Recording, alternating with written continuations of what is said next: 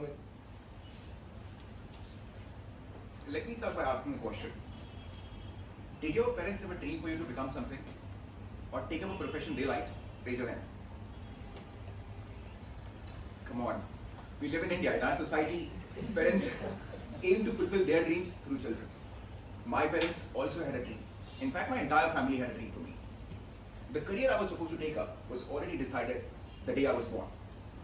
I was born on 21st May 1993 in a large joint family. And just to give you a perspective around how large it was, my grandparents had 11 children. A lot of judgmental eyes. 3 girls, 8 boys. All of the 8 boys chose Indian Army as their profession. I was the first kid of my generation, and for a long time, I was the only child in the family. Understandably, I got tremendous amount of attention. But there's a catch. Attention in a family like mine doesn't mean love and affection. It means every elder in my family used to feel this irresistible urge to teach me discipline. In everything I did, discipline has to be of the paramount importance. My father was so particular about everything, what time I should wake up, how I should dress, how I should talk, how I should carry myself. In fact, when I was in 3rd standard, he taught me how to iron my uniform and polish my shoes exactly like an army officer would do. That did not do any good to my grades. Grades were still poor. But that definitely made me look one of the most well-dressed guys throughout my schooling days.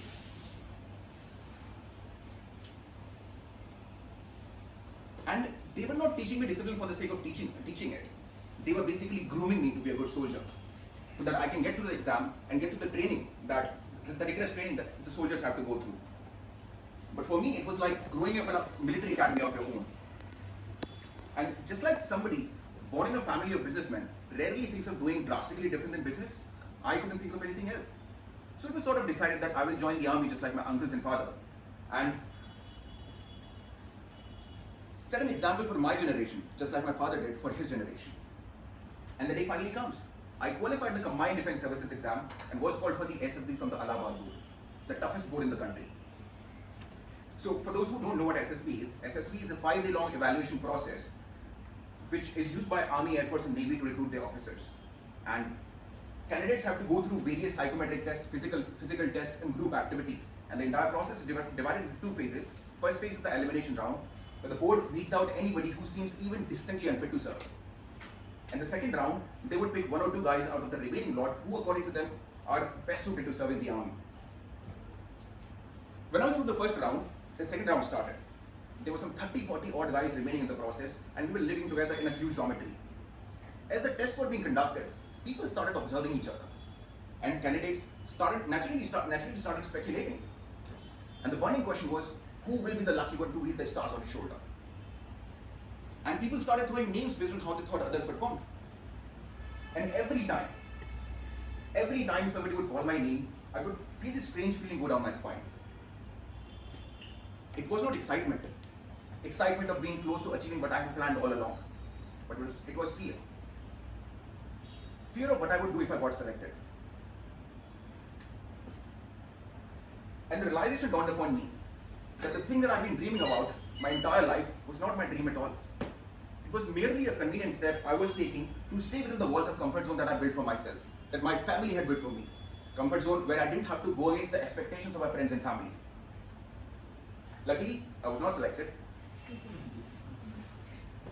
And I was relieved, because if they had selected me, I wasn't sure if I would have been able to muster enough courage to turn it down. I was back home. People obviously thought I was disappointed, but I was not.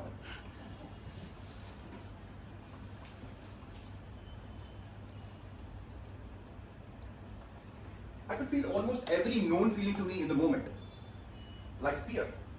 Fear of what I would do if not this, or the excitement, what all I could do if not this, but not disappointment, not a bit. And when I broke the news to my family that I'm not going to pursue this anymore, they were disappointed, utterly disappointed. The scene at my home was somewhat similar to Farhan Qureshi's home when he broke the news of not pursuing engineering. But the characters in my family were much less melodramatic, and I didn't have to try to convince them. And today, 6 years after that fateful day, I've been able to build a life that I'm really proud of, doing things that I absolutely love. In the end, I did set an example for my generation in the family, but an example of choosing your own path and building your life around things that you love doing. My parents are still disappointed, and they complain to me about not joining the army and becoming an officer. But they do it while sitting in a fully air-conditioned, comfortable 3 BHK that I bought for them 2 years back, not in some uncomfortable army quarter in the outskirts of the city. I guess the discipline my family taught me is not completely wasted. Thank you.